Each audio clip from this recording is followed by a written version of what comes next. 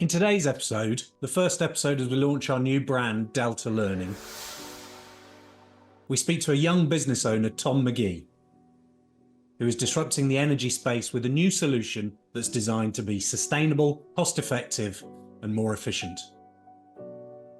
Tom founded X-Heat, a company that's created an alternative method to heating that requires substantially less energy while also eliminating harmful pollutants that traditional heaters produce. Today, Tom and I discuss a range of topics, from his motivation to starting X-Heat and his background to becoming a business owner in this space, the X-Heat business model, lessons learned along the way to making X-Heat a reality, and advice Tom can share to other business owners who are creating and selling disruptive products or services. Check out this episode to gain some unique insights from a young aspiring entrepreneur.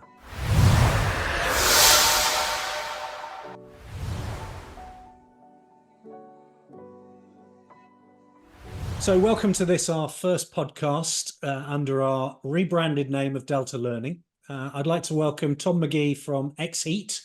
Tom's kindly given us some time today to share a bit of his journey as a young entrepreneur. Tom, do you want to just give us a little bit of background about yourself and your business? Yeah, so great to meet you, Steve. Thanks for the opportunity to speak on the platform. So my name's Tom McGee. I'm the founder of X-Heat Ltd.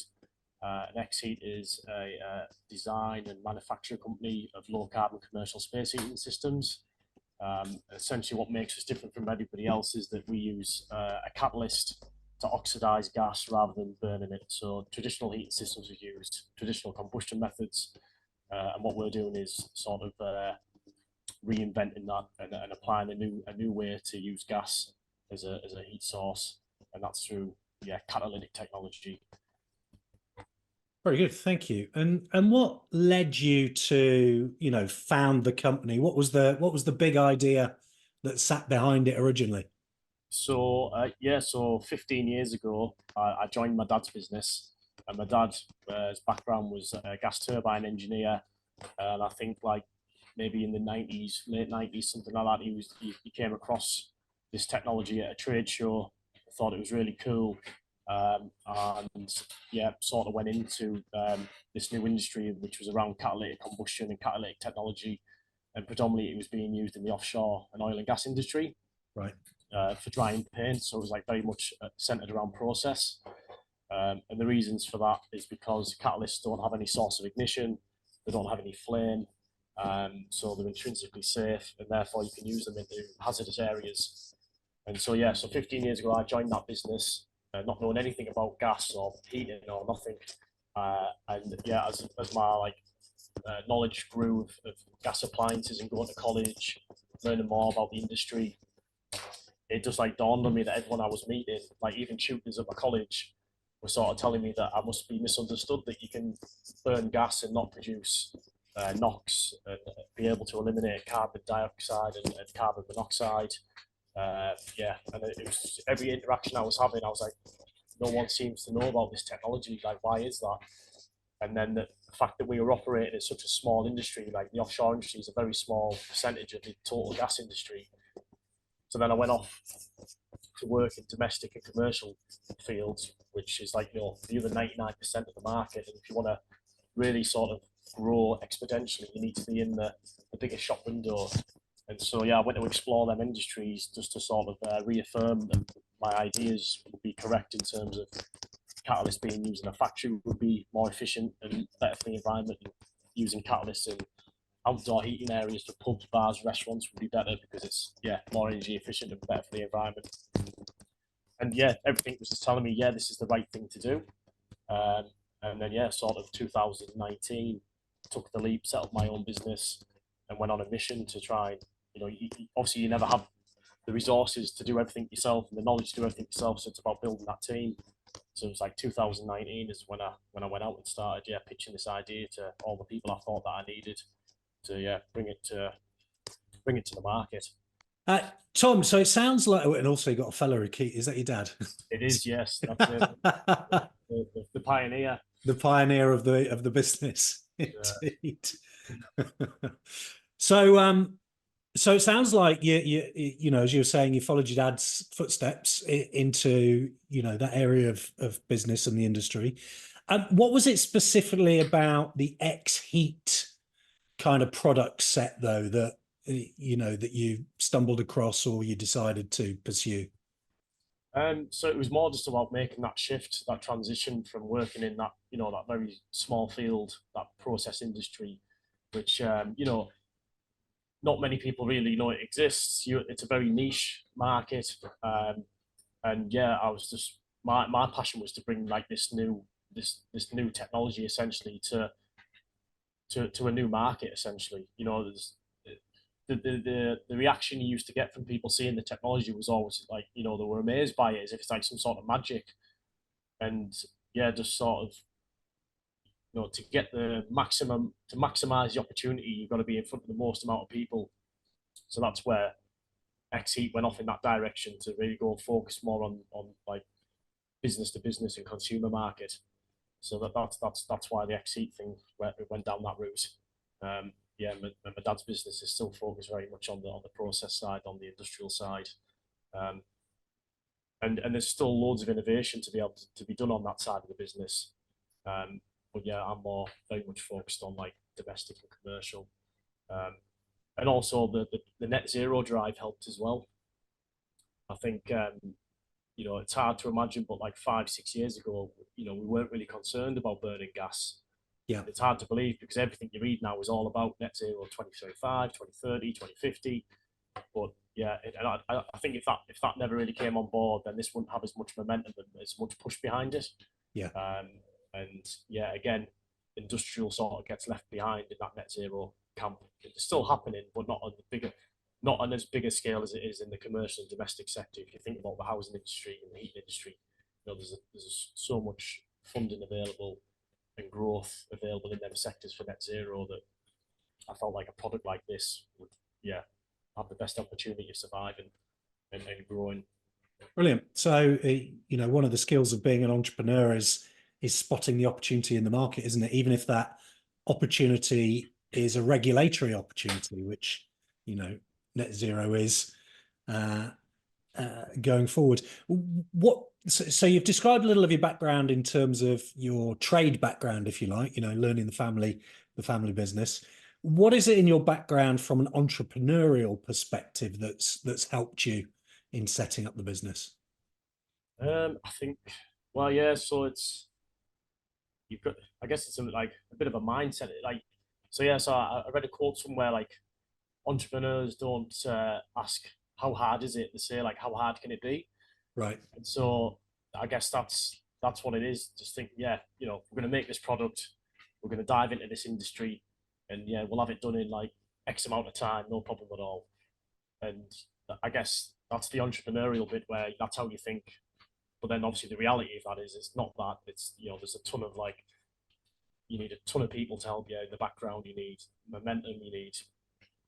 You got to get through compliance. You got to build prototypes. You got to get into manufacturing. You got sales teams. You don't think about all them bits when you first start out. You just got an idea and you're thinking, I'm going to get it in the marketplace. So I guess that was the sort of the entrepreneurial bit was just having this idea, wanting to bring it to a market, and just having pure like persistence and like passion to get it there. Because yeah, it's not like a straightforward task bringing a new product into essentially well, it's an existing obviously industry, but the industry's not seen a product like this before. Like, you know, the regulators haven't seen anything like this before, so that's been a huge challenge. Yeah, sort of. Yeah, I really agree with you. I think that persistence and passion is absolutely crucial. And maybe if we were to add a third dimension, it's about resilience, isn't it? Because, you know, my experience is that not everything goes to plan all of the time. And if you haven't got that resilience, you can't bounce back. I mean, similar to the quote you were saying there, you know, one of my favorites when I'm working with business owners is, you know, there's 100 reasons why you shouldn't do this, right? It's easy to find 100 reasons not to, but can you find one reason to do it? Yeah.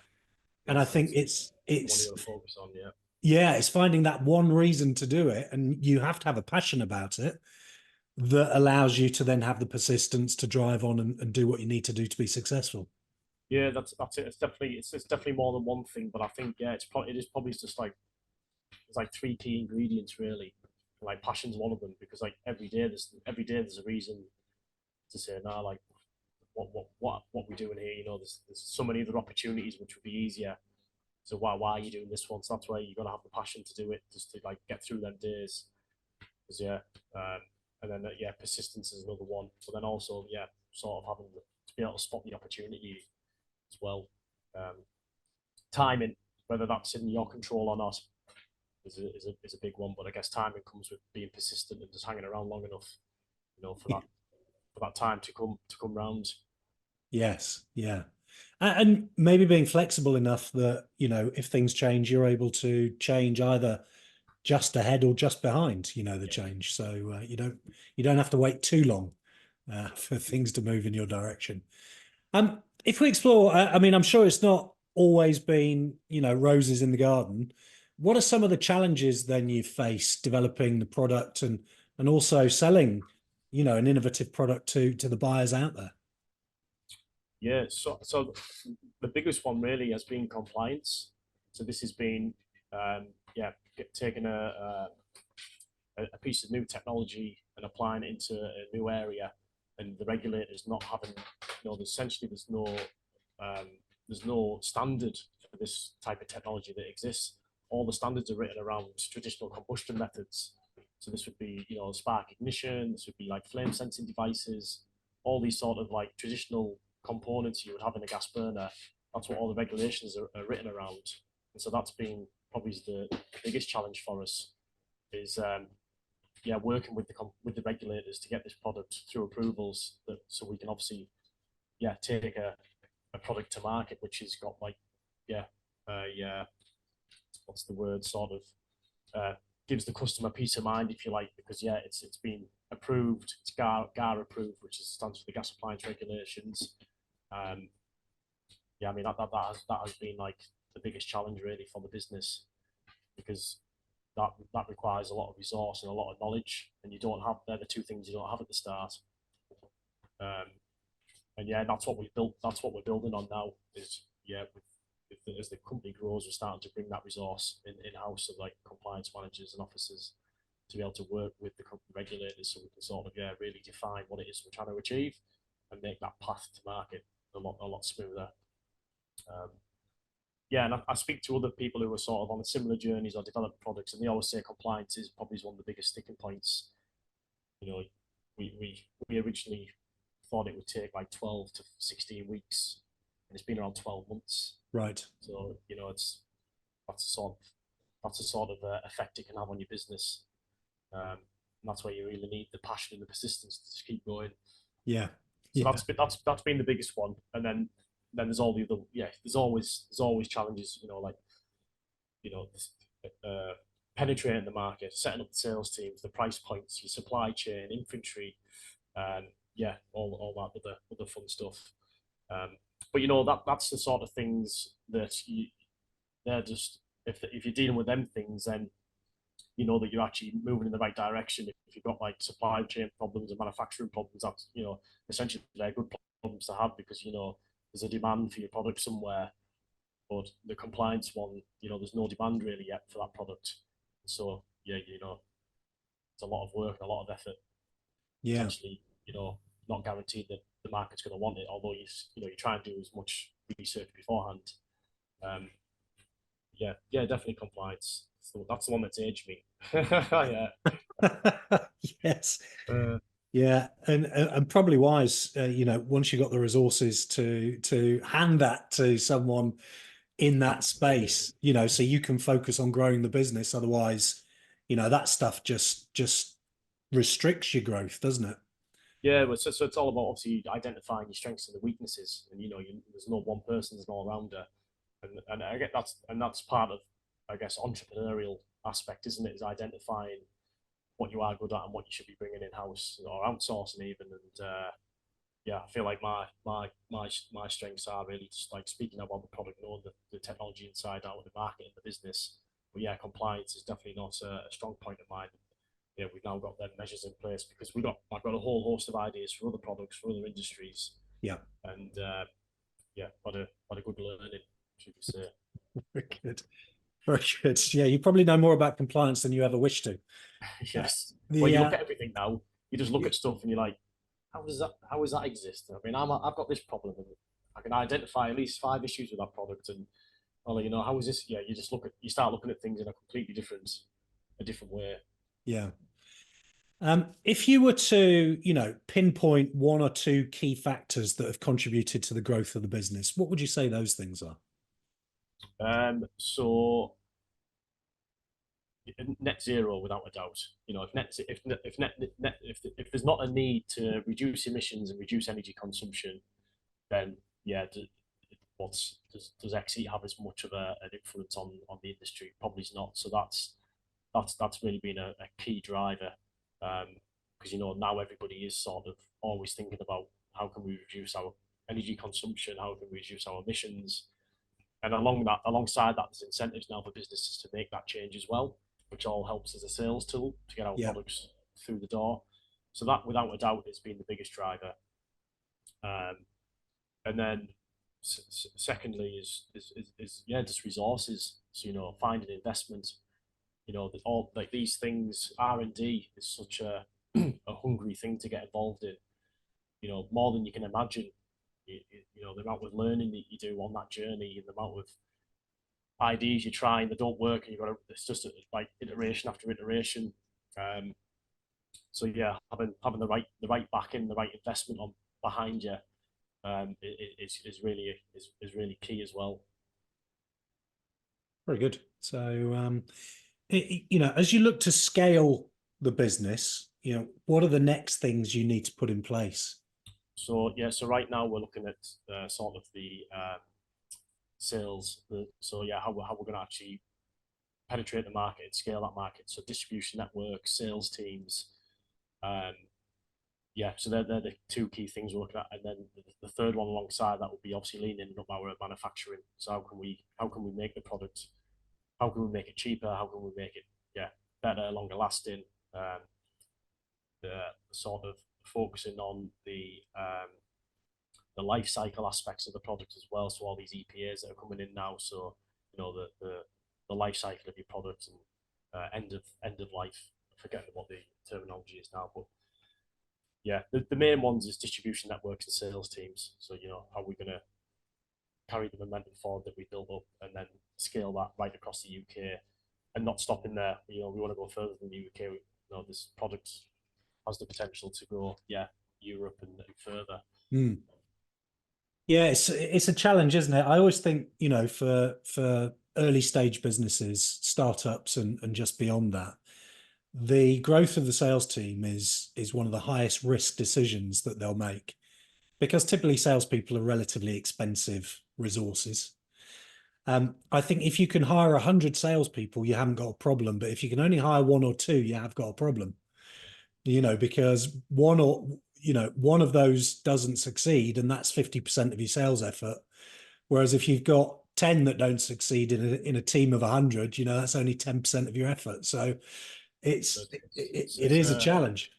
Yeah, and I guess with a new product as well, it's not, you know, there's a challenge in educating the sort of sales team on the new product, because obviously they're essentially the ones that are going into selling it. So that's sort of all part of that, like, knowledge base that you've got to, you can have the best sales guy come in, still needs to really understand the product and the competition and all these sorts of things. So that's, it's you learn a lot though, because they're asking you questions that you might not normally get asked, Yeah. and it just helps to build your knowledge as well. So it's all useful learnings, but definitely a key part of the business is identifying what strategy you're going to use, whether that is agents, distribution networks, contractors, all these sorts of tools. Yeah. Yeah, and agents, distributors, they can give you scale very quickly. Obviously, they can also take your margin away very quickly. So, it's going direct. You'll typically keep more of your margin. When you go out to agents or even franchise or whatever it is your plan is, you've still got to have a decent margin in there to make sure it's a successful business. Exactly. Yeah, because we're still very much focused on doing more development, bringing more projects to market. So yeah, you want to got to make sure that there's enough profit in that margin to be able to put back into the business to keep developing, keep growing. Yeah, and investing in the team. Yeah. And that R&D, as you said, is very hungry. So you're going to keep doing that. What advice would you give to other founders, to help them accelerate growth in their own business? So it's networking is the absolute key. And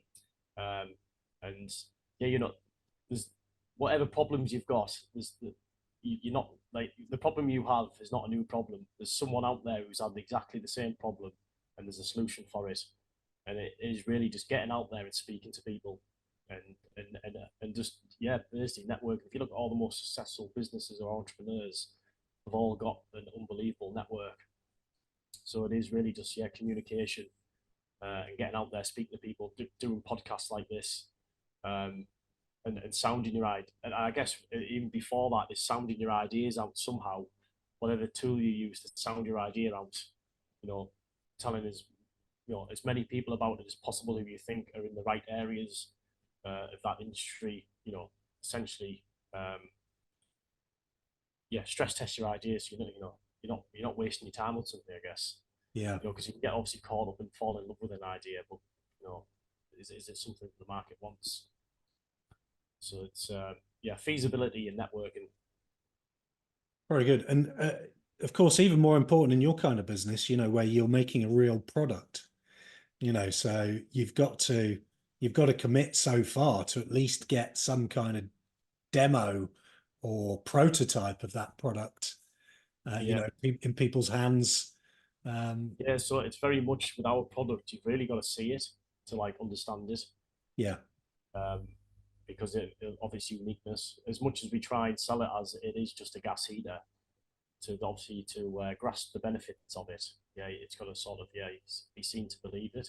You got to see it to believe it. So having these test sites that we've got, these beta sites that we have, have been crucial to that, to be able to bring in clients, bring in sales teams, contractors, just to show them how the thing works, how you install it, how you maintain it, what it looks like, all the features and benefits. So there's an element of commitment. You've got to spend some money to just even get that prototype off the ground, and that prototype encompasses a load of software and hardware and wiring harnesses. There's a lot of cost just to make that one prototype. So, and a lot of effort and work. So you really got to make sure that, is this something the market needs before you commit all that time? Yeah, fabulous. Well, look, Tom, thank you for today. It's been really interesting learning about you and your business. For those that do want to see it to believe it, where can they learn more about X-Heat?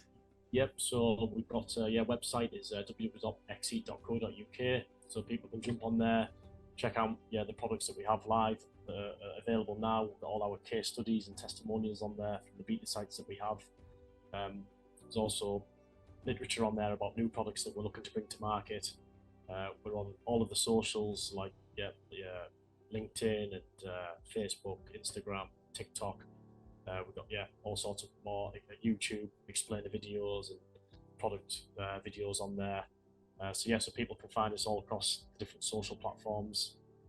And we're based in Middlesbrough, so we have a little showroom in Middlesbrough where we've got product in there. So people can contact us through the website and come and visit it, and can check it out and share their thoughts and ideas. Or if they're a business that's looking to reduce their energy costs or looking to be more green, then definitely worth coming along to have a chat. Very good. Tom, lovely. Thank you so much for today. And I think that's a wrap. Brilliant. No, that's been great. Thanks a lot, Steve.